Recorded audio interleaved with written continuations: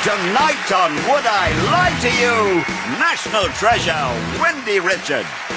National Disaster, Russell Howard.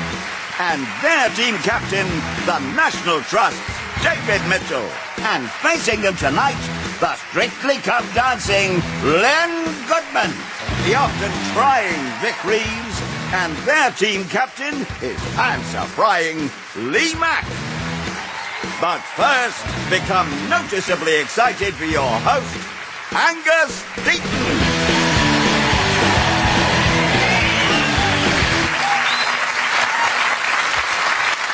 Good evening and welcome to Would I Lie to You, where over the next half hour you'll hear some unbelievable truths and some downright lies. I'm delighted to be your host. We'll be an obvious example of a downright lie. Yes, it's all about the ability to fool your fellow man. Abraham Lincoln once said you can fool some of the people all of the time, all of the people some of the time, but you can't fool all of the people all of the time. My dear, he also said I'm looking forward to going to the theatre tonight. A word of advice, liars will often touch their nose whilst talking, something to watch out for amongst our cast of A-list celebrities. Which brings us anything but neatly to round one, Home Truths, in which our guests read out a statement about themselves and the opposing team have to guess if it's true or a filthy fib. Guess right, they get a point. Guess wrong, the others get a point. It's as simple as the panellists themselves. Lee's team have first crack, if you'll pardon the expression, and Len it is who kicks off with his first Home Truth. Len? I imac my armpits. Okay, truth or garbage? I was next to Len's dressing room and there was a lot of screeching coming. How long does it take you to do? It's a very, very quick and brief experience, really. You get the bottle. Yep. You place it in your hand. Yep. You lift it up. I can see what's happened there. You then use the applicator provided and peel it off. I thought, according to the ads, that Imac was a cream, not a liquid. Yeah, it's a cream. Well, it's in a bottle, isn't it? No, it's in a tube. I hate clever, bloody women. Do you do this for hygiene or Well, it all started, actually, years ago when I danced a lot more. And we used to rehearse in vests, really. Yes. And there's nothing worse, ladies, is there, than to see an arm full of hair and dewdrops and little bits of crustacean all floating around. There's nothing worse, especially if you're in the pub and one of them comes in, they're standing next to you at the bar, and it's all that. I think it's absolutely vile. What sort of pubs do you go to? You put your deodorant on immediately after you've... As soon as I have done the process, I shower, walk into the other bathroom where I keep my other accoutrements. The other bathroom? Yeah. Where you have a manservant pat you down? And then I have a jolly good squirt of... I do squirt straight away. Yeah. Right, well, you cannot put deodorant on immediately after you've used one of those creams. He'd be screaming his head off. Oh, well deduced. Well, I think that's a clincher, isn't it? Yeah, absolutely. Right. Yeah. There we go. No, we reckon that's a lie. They're saying it's a lie. There we go. Oblivious to pain, the truth. Really? Oh! Yes, it is true. Len does imac his armpits, and if you want to know where Len's armpit hair ends up, just have a look at Brucey's head. Apparently, when Len puts his arms in the air, it's like Britney Spears and Lindsay Lohan getting out of a car together. Our next revelation comes from David. I used to proofread dictionaries for a living.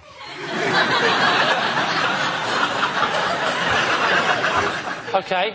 Which dictionaries? They were English dictionaries. Never mind. Yes, but which one, the OED or the Webster's? They were dictionaries for learners of English. Was it laugh a minute? I have to say, what was weird about it is that because it was so boring, I became a huge hypochondriac during the process. And, you know, it's so dull what you're supposed to be doing that you start thinking, oh, I think there's a bit in my finger, I can feel my little finger, maybe there's something growing in there that's going to kill me. Or I think my left eye, I'm going blind in one eye. Right.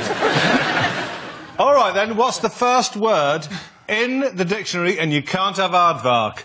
Well, it's A or A. You can't have two guesses. I look at him and he looks, to me, like a dictionary reader. Oh, thank you very... I might just kill myself now. A bit like yourself. I've got a feeling there's a hint of truth in that. Right, OK. And are you thinking, yes, he's telling the truth, or he's a filthy lying git? It's true. Is it? True. Is it true? Yeah. Right. My team think it's true, so we're going to go with true. OK. You're saying that I look like a man who's gone to the depths of tedium and not come back. Yeah. Well, that's because I am. It's true. Yes, it is true.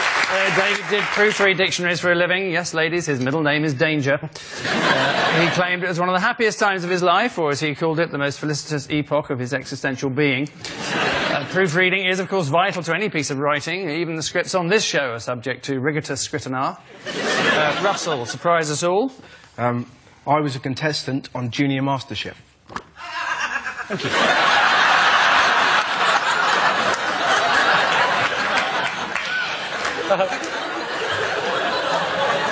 Can you cook? Can you cook? Can I? Can you? What's the basic ingredients for hollandaise sauce? For me, I open with a bit of mustard and a bit of... it's just how I make it. I don't invite you round. And a bit of sort of corn flour and a bit of milk, mix it all in, and then what I like to call the special ingredient, like Mama's sauce from Ragu, I'll never tell, and put it over some eggs, and it's lovely. Liar! Liar! Liar! You missed out. That's vinegar. what I do. You missed out lemon. I don't put lemon in it. Everyone, a hollandaise sauce is vinegar and lemon and Have you eggs. been on MasterChef? So, Russell, what was your signature dish? I did beef Wellington, and I opened with soup, and I had apple crumble for pudding. You opened with soup? Yes. What sort of soup? Tomato. I take it you didn't bother with the tomatoes. Take me through how you made your tomato soup. We've got him here, Lee. He'll say open the tin. I just put tomatoes in it. How old were you? 8. 8. 8? And you were making beef Wellington? Russell, we're not idiots. You weren't making beef Wellington, were you? Junior MasterChef, you'd have been... I've seen Big Cook, Little Cook. You were probably making biscuits in the shape of the moon. Beef Wellington? Here's a clincher, Lee. Watch this. You put a bit of beef in the oven. How long do you cook it for? Ages.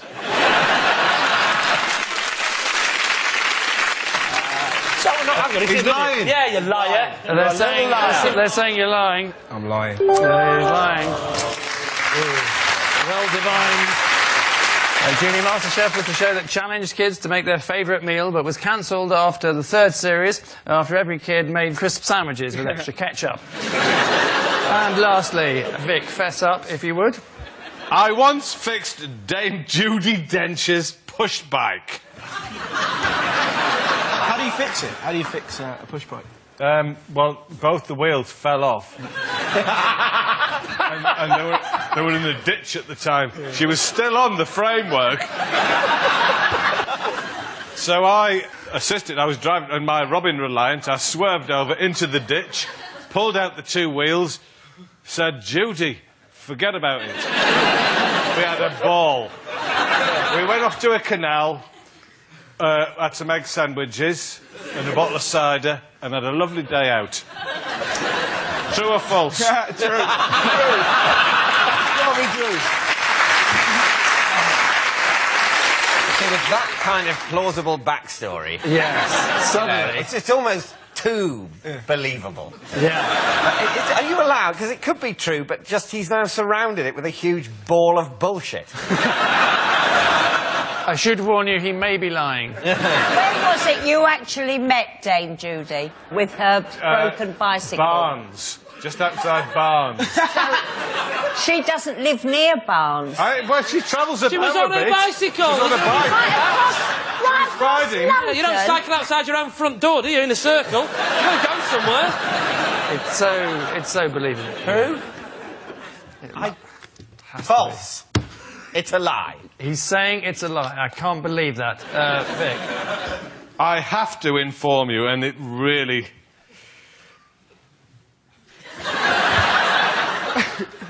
It's a lie. Yes, who would have thought? All of which brings us to the end of this pulsating opening round, with Lee's team having accrued 4 points and David's a meagre 2.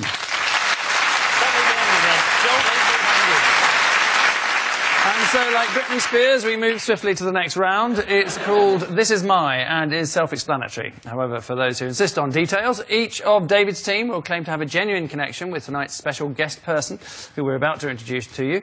It's up to Lee's team to spot whose connection is genuine. So please welcome this week's special guest person, Morris.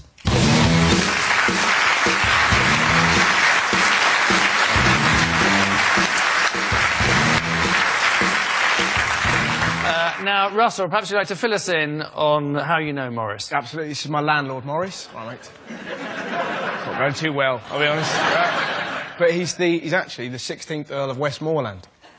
Good. So, a landlord who is also the Earl of Westmoreland. David, what's Morris to you? He's my teacher, and he's training me in the art of ventriloquism for my next acting role.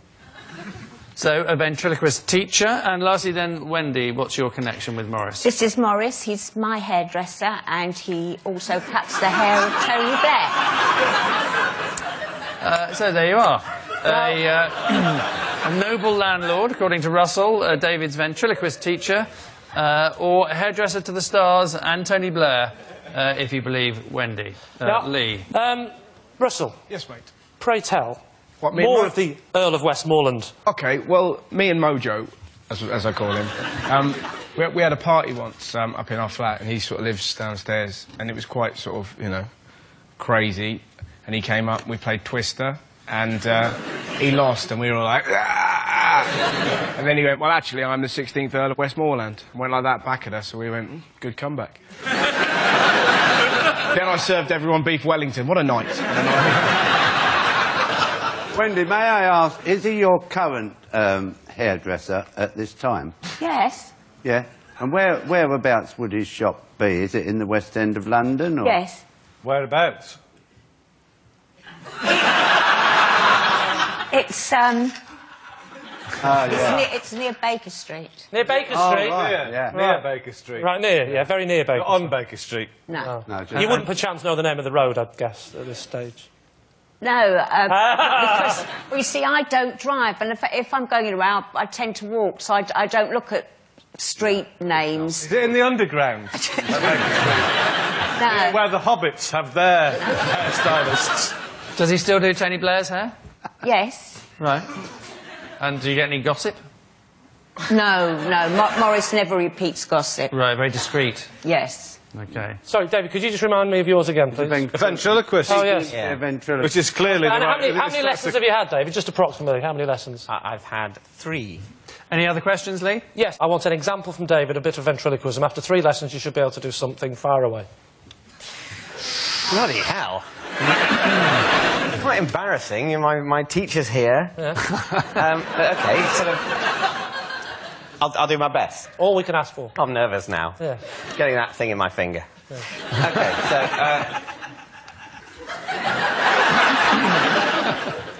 Hello, how are you?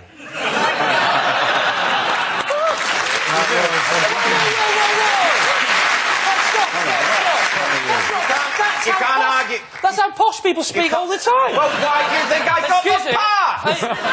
Excuse me, Can't argue with a round to of build an applause. extension for me, are you? Are you willing to build an extension? I wouldn't bother moving my lips, I can't. You're moving them loads!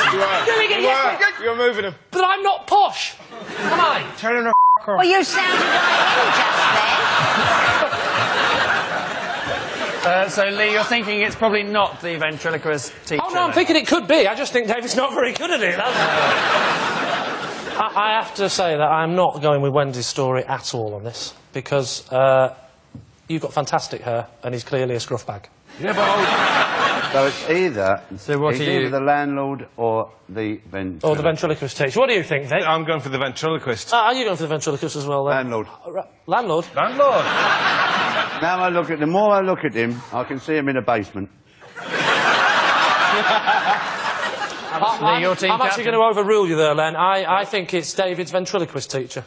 You say it's David's ventriloquist teacher. Morris, perhaps you'd like to tell us who you really are? I'm actually Wendy's hairdresser.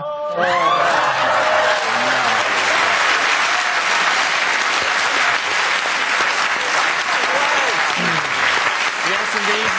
He's Wendy Richard's hairdresser. Well done to Morris. And I do cut Tony Blair's hair. Oh, what's he like? Very nice. Is he? You don't fancy giving him a wet shave occasionally, do you? I've asked him to, no luck. What did it, though? You don't even know where his shop is. More importantly, what have you been doing in my flat? Morris, thank you very much indeed. Well done.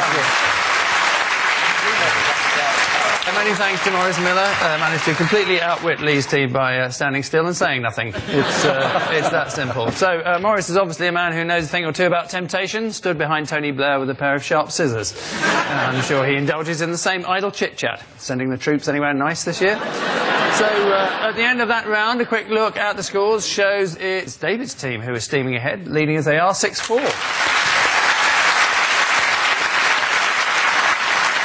And so to the round widely regarded as Telly Tales, each member of one team will follow up a clip from a much-loved TV show with a riveting piece of information relating to it. All their opponents have to do is to work out whether that statement is truth or tosh.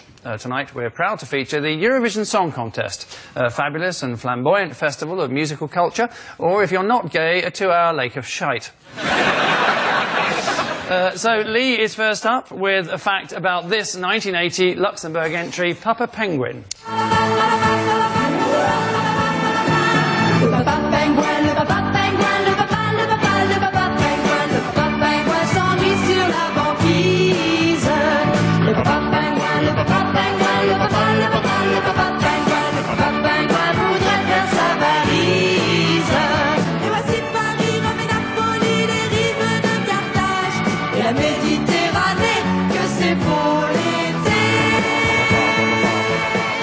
OK, that was the spectacular Papa Penguin in 1980, but Lee has an even more extraordinary fact. Lee. Yes, now, I know what you're thinking. You're probably thinking, fine, that was probably, well, definitely the only animal that was featured that year in the Eurovision Song Contest. Well, stop your horses and get off, because I've got a fact. The Swedish entry that year also had a real live orangutan as the dancer. So what are you thinking? Well, I just think, can you imagine how pissed off the poor Luxembourg team were going to be? We thought we'd nailed it this year with this man who looks almost exactly like a penguin. I mean, if you look very carefully, you can tell that it's maybe another seabird. Yeah, but what about the welfare of the orangutan being made to be distressed in a programme that nobody really watches? I don't know whether the orangutan would be more upset being in Eurovision than in a better programme. I think there's a chance that an orangutan might find even being in something excellent like The Office quite a distressing experience, because he's not going to get it. Very few orangutans understand the structure of a script. I think their critical faculties are almost nil. Yeah, he wouldn't get Terry Wogan's irony. So... Well, you'd be surprised, David. You'd be surprised. The question we have to ask ourselves, then, is how cruel are the Swedes? Are they... We should put that into Google. Are they a cruel people? I think if they got an orangutan, wouldn't it would totally freak out and either go mental and smash up some sound equipment. Well, that'd be great. Maybe that was it. It just got a guitar and started smashing it. Maybe they said, we don't need to write a song, we'll just see what the monkey does. Well, that's how Ginger Spice started. You're probably taking the whole... When I said they were dancing, you're probably, you know, in your head, you're thinking like a routine here, you know. It simply, his job was to just, you know, it was obviously caged, so it was in a cage. It was caged? What's rubbish? What do you mean it's rubbish? I had like a pole. I had an image of it doing like that. Sweden, actually, they're usually among the more competent entries to Eurovision, aren't they? I mean, they have won it in the past, I think. Yeah, yes. ABBA, they're Swedish. They're Swedish. I am quite into music. They wouldn't have needed a gimmick like that. Exactly, they wouldn't have needed a gimmick like that. I think true. I want it to be true. Well, I wanted Father Christmas to be true. I still do. What do you think, Wendy? You think... I think not. I think not. OK, well, that's what you're saying. Let's find out if you're right. Did Sweden ever have a orangutan in their band? Lee? Well, actually, it was a lie. Well done. It is a lie. Sweden did not have a live orangutan in their band. He left due to musical differences. They wanted to do an up-tempo power pop number, whereas he wanted a banana. In fact, to this day, the hairiest thing to actually enter Eurovision was Dana International. So, Len, is next. Here's the Finnish entry from 1976, the majestically titled Pump Pump.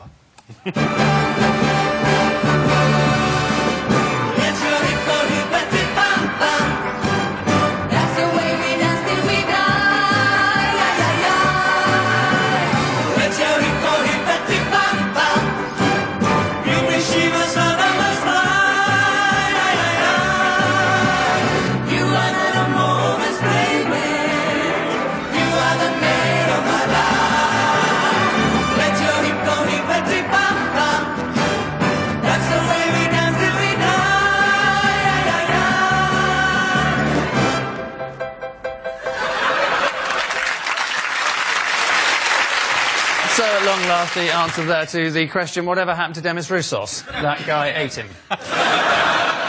That was Pump Pump, anyway, by Freddie and the Friends. But what is Len's additional piece of priceless trivia? Len?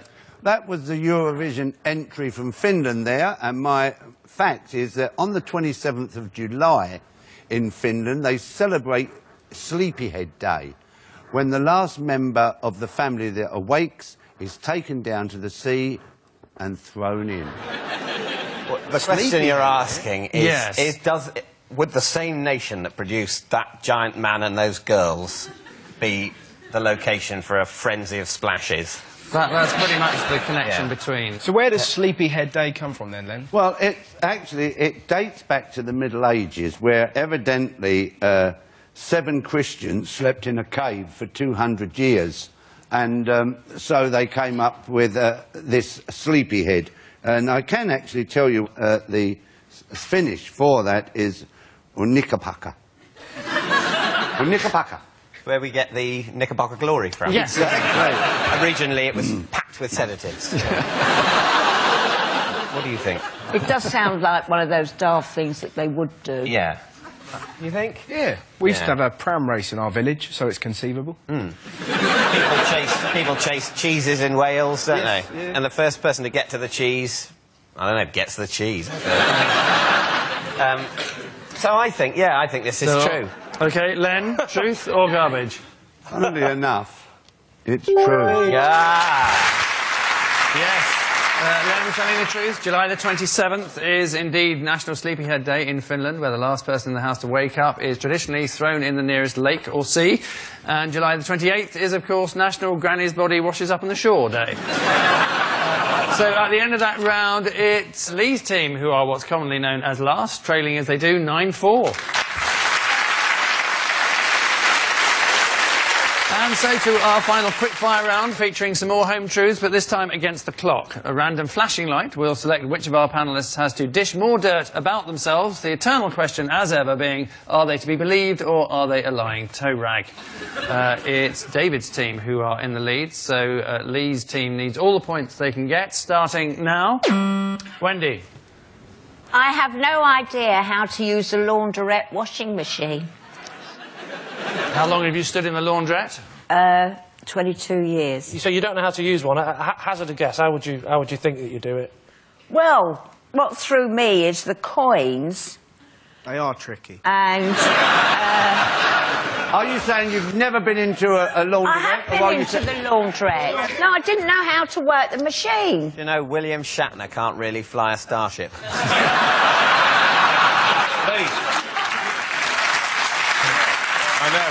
I know, look, Lee, she's caught us out with her genius acting before. Yes. I would guess that you are actually telling the truth. OK.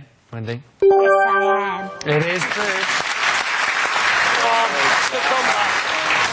Next. Lee. My parents told me my dog was dead, when in actual fact he was in Scunthorpe. Oh, yeah, laugh it up now. Why was the dog in Scunthorpe?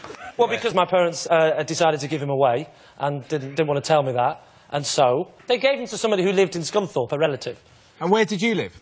We lived in the northwest of England. I'm not going to give you the exact location due to the fact that I've got many fans. That is a lie, by the way. What happened when you went to visit your relative that had the dog? Yeah, exactly. Well, it was a distant relative, so we didn't have to see them that much. I think could well be true. You don't believe it? I don't. OK, we go with a lie. OK, Lee, put us out of our misery. It wasn't out of its misery, of course, it was in Scunthorpe. It's actually true. It's true. Next, David. As a teenager, I had a poster of Margaret Thatcher on my bedroom wall. I totally believe you've still got a picture of Margaret Thatcher on your wall. David, describe to me in detail the picture, please. Well, she was in a sort of blue suit. Yeah. True. And I think it was sometime during the election, it looked like. When True. Sort of going along a crowd of people who liked Did you her. have other great Tories on your wall as well? Other pictures of... Well, Pitt the Younger, obviously. I still got him up there. Right. Lee, what's your answer? I'm going to have to confer now. What do you think, Vic? True, my love, true. What do you say? I think it's true. I think you're both wrong, and I think it's a lie. Yes. It is a lie. Well, overruled. Well done, Captain. Can I just say thank you? Thank you for not believing that. You know. Yes, David did not have a poster of Margaret Thatcher on his bedroom wall. He could see her quite well enough through his night vision binoculars. Next, Len. I killed a falcon while playing golf. Wow. Did you kill the bird with the ball or with the club? Yeah, with the ball. You're not saying, you find get out what off sort of my falcon it tee. was? Did you get into trouble for having killed this No, falcon? I did not. This isn't true, I don't think. It's not like it's just a wren. I mean, you'd taken a wren out with it, definitely, although a wren would be harder to hit. But then you weren't aiming. So, I don't think it's true. Do you think it's true? No. False. No, it's a lie. OK, they're saying it's a lie. Well, to be honest, it's completely true. This is true. Len did hit a falcon whilst playing golf. The falcon is regarded as one of the fastest animals in the world, or as Len would say, not fast enough, my friend. Next, Vic. I once helped TV's Dr. Raj Prasad fix his computer. It just needed a reboot. I'm sorry, I have to... first, I can't read this question up because I don't know who Dr. Raj Prasad is. Right. And I don't know what a reboot is. I mean, it does seem like a lie. Yeah, you're quite right, it's a lie. Extreme. It's a lie. Vic has never helped Dr. Raj Prasad fix his computer. In fact, Vic knows about as much about computers as the PC World Helpline. Which irritating horn-like sound means at the end of our final round, tonight's runaway winners are David's team, having trounced Lee's team by 11 points to 9.